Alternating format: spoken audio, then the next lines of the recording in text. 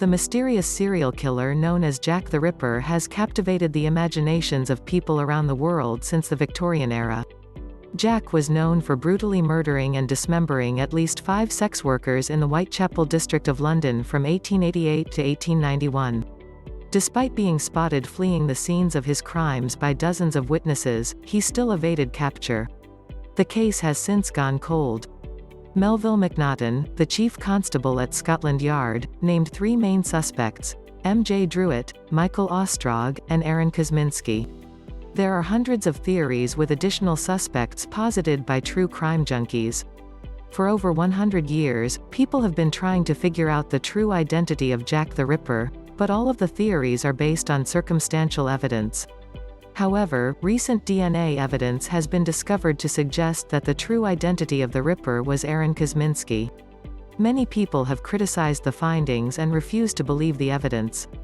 What exactly did this DNA reveal, and what circumstantial evidence points to Kosminski being the real Jack the Ripper? 10. The DNA evidence: a shawl that belonged to Jack the Ripper's 4th victim, Catherine Eddowes, was purchased by a man named Russell Edwards in 2007. He was so determined to figure out the killer's identity that he had the shawl tested for DNA in 2014. This genetic material was traced back to one of Aaron Kosminski's living relatives. Edwards was also the author of a book called Naming Jack the Ripper, where he lays out his analysis of the case over decades of research. However, there were claims that the scientist who analyzed the DNA, Jari Louhelainen, made a mistake in his analysis. Critics refused to recognize the DNA evidence until it was scrutinized in a peer-reviewed journal by other scientists who had nothing to gain from the results. In 2019, the data had, in fact, been published in the Journal of Forensic Sciences. It was confirmed that the DNA did, in fact, belong to Kosminski. However, critics still refused to believe that accurate DNA evidence could exist on the shawl without contamination for over 100 years. The journal article explained that mtDNA, mitochondrial DNA, could not be used to identify a suspect, only eliminate the perpetrator. In addition, the shawl was not listed on any police reports from the time of the murders. Plus, a key requirement for reliable DNA testing lies in the provenance of any evidence. Did the shawl even belong to Eddowes? 1. So, it seems that this DNA evidence has only added to the question surrounding Kosminski as the real Jack the Ripper. 9. Kosminski had a dark and tragic backstory. All serial killers have a tragic backstory, and Aaron Kosminski is no exception. He was raised in a Jewish family in Poland. In 1881, the Warsaw Pogrom was a violent riot against Jewish people following the assassination of Tsar Alexander II. He was just 16 years old when he witnessed people being slaughtered. The family first fled to Germany before settling in England. His father was a tailor in Poland, and it is believed that he began working at a hospital or was a barber. Some believe that he worked both jobs trying to support his family in England. Many Polish refugees moved to the East End of London to the Whitechapel district. The city was overcrowded with people who were unemployed, and there were high levels of criminal activity. Many women were forced to sell themselves on the streets to survive. This was not exactly an ideal environment for someone to begin their adult life. 2. 8. He had anatomical knowledge. Jack the Ripper was thought to have had some level of knowledge in human anatomy, because he was very meticulous in the way that he dissected his victims and removed their organs. Detectives believed that this could not have been done unless he was a doctor or had some level of medical knowledge. Aaron Kosminski was a professional barber, and his father worked in a hospital. For multiple generations, barbers were known as barber surgeons. Barbers advertised with a pole containing a red stripe to signify that people could go there for the odd combination of bloodletting, dentistry, surgery, and haircuts. When Kosminski worked as a barber, the tradition of barber surgery was no longer around. However, he would have needed to know where the main arteries were on the neck and be careful when shaving men. Kosminski would have owned an incredibly sharp blade, which would have been capable of cutting flesh. He may have also learned additional medical skills from his father. 3. 7. He had a deep hatred towards women. In modern studies of serial killers, one of the common threads is a deep-seated hatred towards women. This comes from a perceived notion that women are withholding sex from them after a string of female rejections throughout their life. They also may have had a terrible relationship with their mother. Jack the Ripper chose sex workers as his victims, and he removed the organs of these women.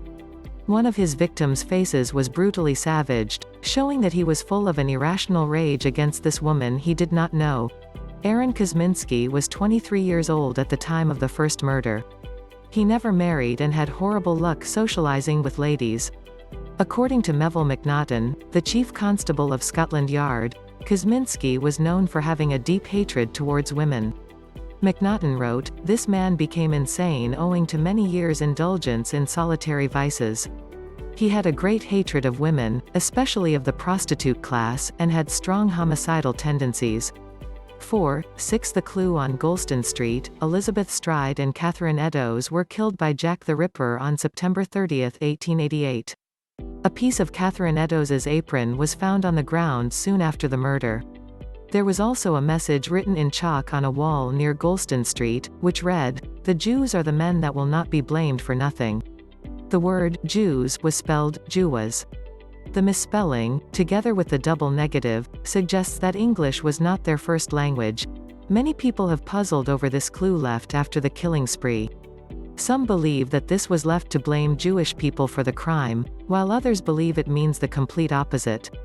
It has been a topic of much debate and speculation over the years.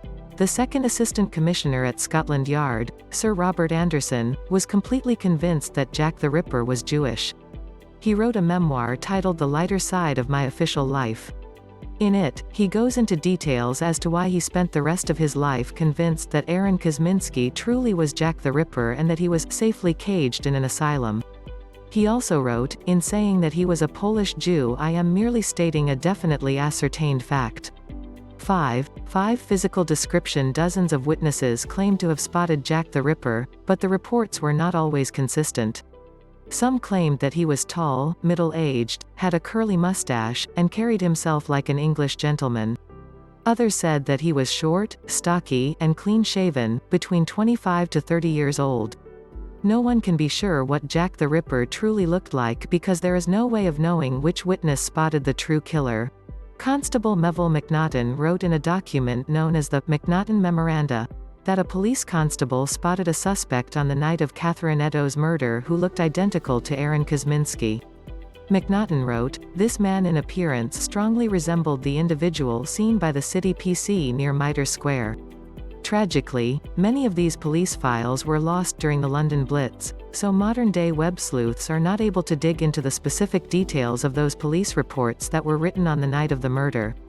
6. 4. Jack the Ripper had a foreign accent. On September 8, 1888, a woman named Elizabeth Long described witnessing one of Jack the Ripper's victims, Annie Chapman, speaking to a mysterious man shortly before she was murdered.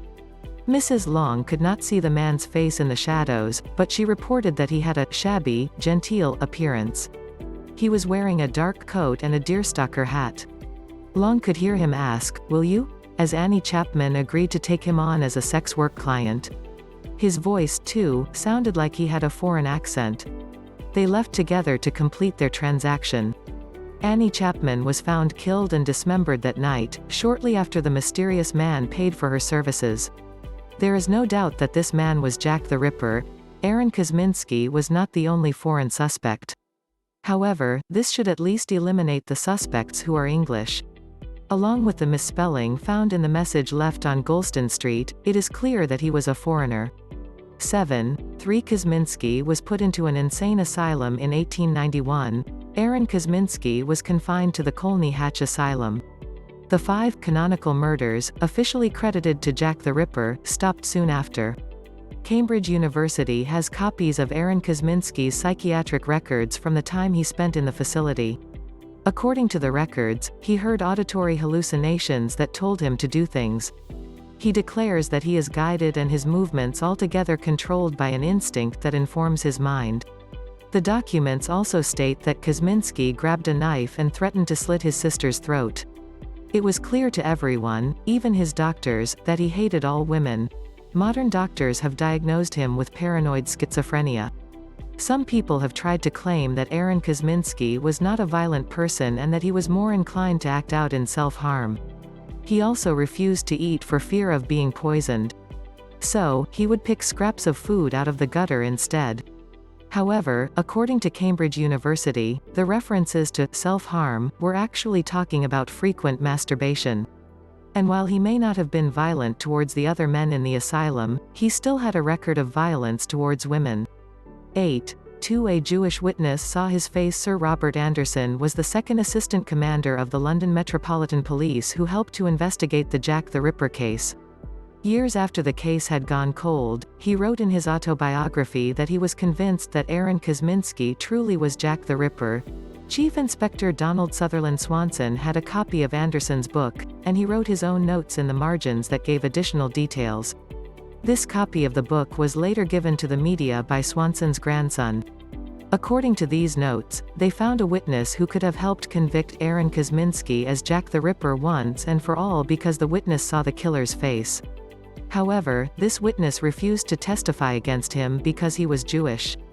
Anderson wrote, the suspect was also a Jew and also because his evidence would convict the suspect and witness would be the means of murderer being hanged, which he did not wish to be left on his mind. Swanson added in his notes, the suspect was Kosminski. 9. 1. They almost caught him. Aaron Kosminski was taken to the Seaside Home, which is now believed to be a police convalescent home in Brighton used to interrogate suspects. However, police cannot continue to keep a suspect in custody unless charges are brought against them. Without the witness testimony from the fellow Jew, they could not prosecute and eventually hang Kosminski for being Jack the Ripper. Even though Kosminski was never put in jail, some would argue that a lifetime in an insane asylum would be equally terrible, if not worse. While living in the asylum, Kosminski lost a tremendous amount of weight. His mind slipped into dementia until he was not able to tell where he was and became unresponsive. Aaron Kosminski died in 1919 when he was 53 years old. Even though Sir Robert Anderson and many other investigators at Scotland Yard were convinced that Aaron Kosminski was the true Jack the Ripper, that is not enough to close the case. People are still not satisfied with this information because there was never a proper conviction.